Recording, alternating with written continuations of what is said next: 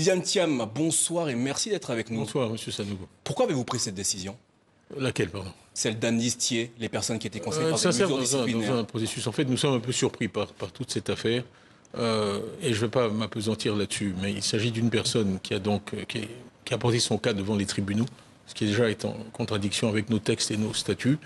Et nous étions pris dans une tourmente qui ne se justifie pas. On a 392 délégués en Côte d'Ivoire, il s'agit d'un délégué sur 392. Donc, dans un esprit d'apaisement, je me suis dit qu'il valait mieux supprimer cette sanction et donc permettre à cette personne d'aller au bureau politique. Donc notre surprise est relative parce qu'on nous demande quand même de continuer cette procédure le 2 avril. Pour nous, la procédure était morte puisque l'objet de la procédure, c'était qu'elle puisse assister à la réunion. On lui a donné donc cette possibilité.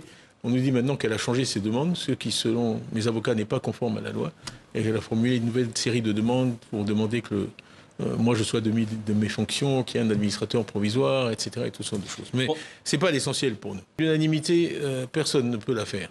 Le parti est apaisé. Nous suivons de façon moderne l'état de l'opinion dans le parti. La base, il y a 94% des membres de la Convention me soutiennent sans réserve. C'est beaucoup. Dans n'importe quelle structure de nos jours, 94% d'approbation, ça fait rêver. Donc vous n'êtes pas inquiet? Non, je ne suis pas inquiet du tout. Mon point de vue, c'est que vraiment pour qu'une démocratie fonctionne, il faut arriver à dépasser un certain nombre de conflits qui ont posé problème dans notre pays.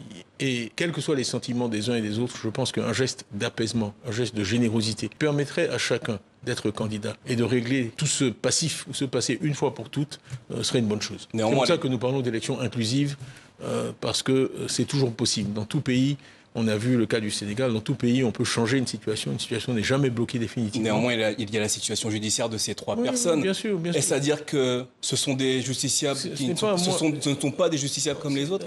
Dans toute situation, il faut peser les avantages et les inconvénients. Nous, ce qu'on dit, c'est que les avantages d'un geste d'apaisement, qui est aussi la culture du PDCI, la culture du président Houphouët-Boigny, la culture de dialogue, il a maintes fois donné l'exemple. En pardonnant à certains, en faisant preuve de grandeur d'âme. En Afrique, vous savez, vous êtes admiré en faisant preuve de grandeur d'âme et en pardonnant, pas en vous vengeant, pas en écrasant. Donc, quand vous parliez des gens sur lesquels on a levé les sanctions, c'est un peu dans le même esprit. Et je crois que le mode de gouvernement et de leadership en Afrique qu'on admire, c'est quand même plus celui qui pardonne que celui qui punit. Moi, je voudrais vraiment quand même faire une pause, vous parler un peu de pourquoi on fait tout ça. Pourquoi on fait tout ça, c'est à cause de l'état du pays.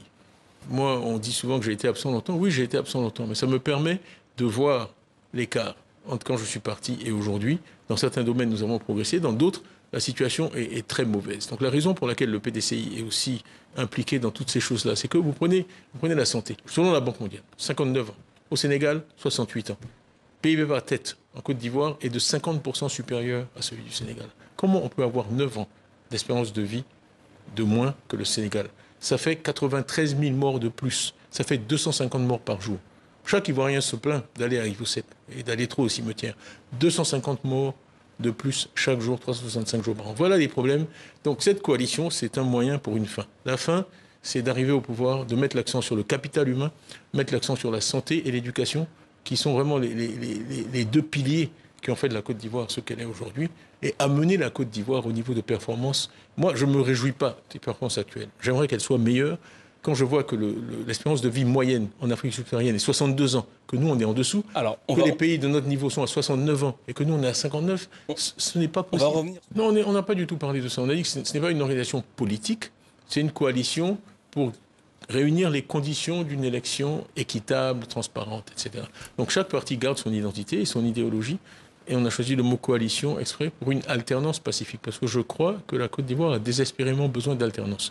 On a vu dans la sous-région le Ghana faire une alternance pacifique. On a vu le Sénégal faire une alternance plus ou moins pacifique. Il n'y a pas de raison que la Côte d'Ivoire ne fasse pas de même. Vous êtes de retour en Côte d'Ivoire après avoir passé un certain nombre d'années en dehors du territoire.